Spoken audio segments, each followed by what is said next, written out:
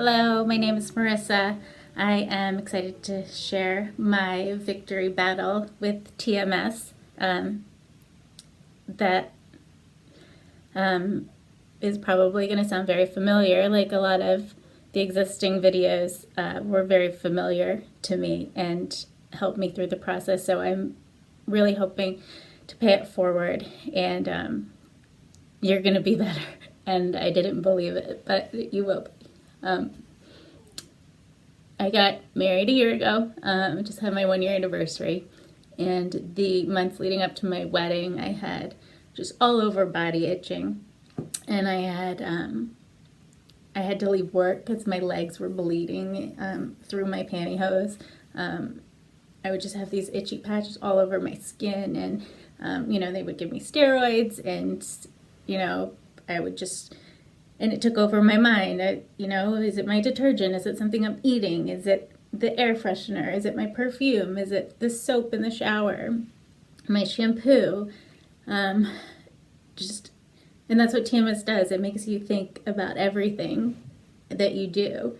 And it's doing a good job by distracting you from the troubles of wedding planning and dealing with the crazy family and all of those things that you deal with. And that passed. I got married. About a month later, I, out of nowhere, had severe stabbing, debilitating pain in my lower back. And I remember I was at home, and my husband and father-in-law were working out on the deck, and, I could barely get down the stairs to tell him that I couldn't come to dinner that night. I just had to lay on the floor. And I thought that it would be gone in a couple days because I had had that same exact back pain in the past, maybe 5 times in my life, starting when I was a teenager. And now the knowledge I have now, it all makes sense because I was going through my parents' divorce. The loss of my perfect family was now down to 3. My brother and I cope very differently, and it made sense. Why the back pain, I'm not sure, but I know my mom was seeing a chiropractor, and I began to see them with her, thinking, oh, maybe it's from playing softball, maybe it's from lifting things that were too heavy. This time, however, was different. It did not go away. It got worse. I was out of work for a week. I couldn't sit. I couldn't stand. I couldn't sleep. I cried a lot. I needed help to do everything. I couldn't wash my face because I couldn't bend, and it splashed the water like this and just get covered. I couldn't shave my legs. They started to look like my husband's. So I went to the ER. They gave me drugs that didn't help, the pain patches that didn't help, the referral for the MRI, and then to see the neurosurgeon, who then showed me disc herniation, which now I know is totally normal, and that everybody I know probably has some kind of herniation. We just it's not going to cause you pain if that's what you have. It's totally normal, and I'm just glad that I know that. I had gone and had I had 3 cortisone injections, and I was going to physical therapy twice a week. I loved my physical therapist, and I started getting really depressed because I would see a lot of new people coming in and leaving, and everybody around me was healing, and I was just stuck. I couldn't touch my hip to the wall, just standing an inch away from the wall sideways. Everything was so painful, and I just couldn't figure out why I wasn't getting better.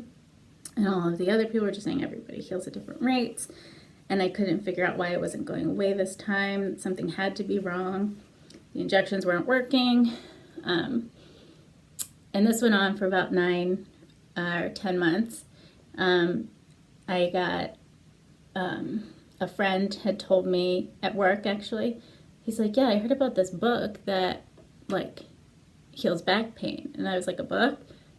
Yeah, but, yeah, they say people just read it and it heals them. And I was like, that's bonkers. So that was in the back of my head, and I was driving home from a business trip. By the way, my back pain had, at this time, had gone down my entire leg. I had a constant feeling of a knife in my calf, thinking I have sciatica, and oh, you poor thing, oh, take it easy. I'm limping around all the time. Life sucks. I went to a football game, and I was on my feet so long, and I was dragging my leg. It was all pins and needles. And now where I am now, I know why it was there and what it was doing, and, grateful for it. But there was several moments where I said to myself, if this is not going to go away, like it hasn't gone away, I don't want to live my life with this pain, because people talk about pain management, and it's bonkers. Why would I want to manage my pain? I don't want it there. And I was driving home from a business trip. It was about a 6-hour drive, and I was desperate because I had done such a poor job of being there for my team on this business trip because of my pain. And I was embarrassed. And I downloaded the audiobook of Healing Back Pain and listened to it the whole car ride. For the first 3 hours, I should say. And it was very good. I did get a little bit frustrated towards the end of the audiobook, where Dr. Sarno talks about you having to give up the physical therapy and the injections and the pain medicine, which I had trouble doing initially because I liked my physical therapist. It's somebody that I got to spend time with 2 times a week, and she really cared, and we, would tell jokes together. And so I continued seeing my physical therapist 2 times a week, and I kept talking about the book, and kept talking about it, and she was like, no, definitely there's something wrong, because this wouldn't there's something wrong. And then I because I still had those questions after listening to the book, I found the 10 top healing discoveries that Steve put together as well, and that really helped, for lack of a better term, dumb it down for me. And I decided that I was going to stop the physical therapy, and I kind of just quit cold turkey and never heard from them. So I guess I didn't care too much, like I thought. And I then listened to the audiobook of Permanent Healing, which I loved. And it was hard on the audiobook just because I would listen, I would start in the car, I would pick it up in my Alexa in the house, then listen to it on my iPad when I was at work. And I still wasn't better, but I believed, and I was moving. I hadn't walked my dog in 9 months. I started walking my dog again. I couldn't be intimate with my husband. I was intimate again. And I did those things even though it hurt, I just didn't care. I started reading, after listening to another video from the Healing Wall. One of the girls, a dancer, had mentioned that she was better after she read The Great Pain Deception and got it about halfway through. And so I immediately got it, and I said, all right, I gotta get halfway through, I'm gonna feel better. And I think just knowing that was placebo enough. Well, because to please, right? And I was pleased knowing that that was ahead of me. So I did. I started reading it. It was really good. It was really exciting. And it was also familiar. I would say I gradually got better. I began saying, like, look what I can do. And you hear those voices. I had a lot of aha moments. So the aha moment, so I used to have, I was very bulimic when I was in college, and that was a voice that talked to me. It was like, binge, binge, binge, purge, purge, purge. I know that was TMS. And when I went through therapy and overcame that, I had to give an identity to that voice. And the identity I gave it was a little gremlin. And I learned that he was there as my friend. He cared about me, and he was telling me to do that because it made me feel good at the time.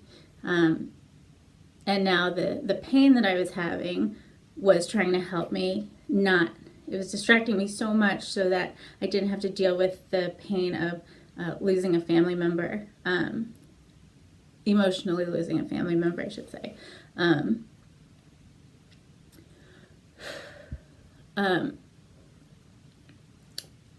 So when I was able to have that conversation, I had the emotions start to come up. And immediately I was like, wait, wait, don't go away, don't go away, come back. And I begged for the pain to come back because I didn't want to deal with the emotional part. And I think at that point, I was able to control the pain a lot better. Make it come and go as I needed it to, and tell it when it was okay to be there or not. I began getting swollen eyes. I would wake up with swollen eyes. And that was something that happened to me in the past a lot too. And back then I wouldn't go to work because of it. And now I wake up and it happens because it's the symptom imperative. And I say, eyes, you're a little swollen, but I need to go to work today. So if you like an eye drop, I can give you an eye drop, but I still have to go to work. And by the time I get to work, it's gone. And same thing with the pain. Yesterday, I do my headstands and ride my bike every day now. And I felt a little ting, but on the other side of my leg. And that's also how you know it's TMS, because it moves around. My entire 10 months of chronic pain was my left side, and then I felt it on my right side. And I was like, oh, hello. Like, what are you going to distract me from today? So just being able to talk, and yeah, I named him Simon the Sciatica. And that's not his name anymore. He's a little friend of the gremlin. And, because sciatica, I don't want to say think of it even as a thing.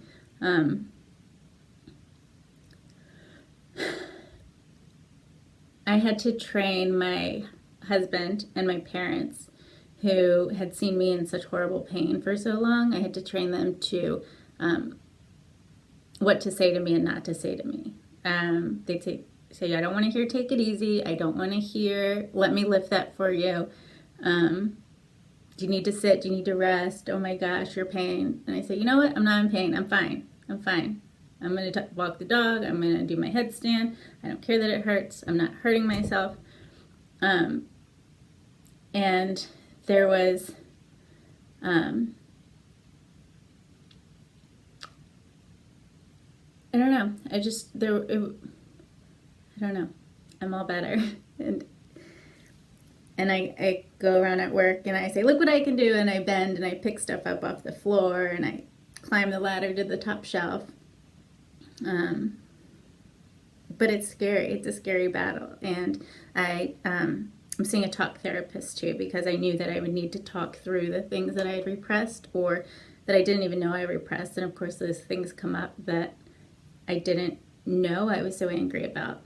And it's crazy. You think, like, when you read about in Steve's book about the id and the ego, and those people, all those people in jail are the people that just listen to their child, their inner ids, and we're in pain because we don't do that, but we find that medium, and he really helped us to do that. So thank you, everyone who gave your testimonial to share your very familiar stories. I wouldn't be here without you, and I wouldn't be here without having known that everybody else had very, very similar stories, and you're going to be here too. And I have a seat right next to me for you right here. And come hang out. Thank you. Bye.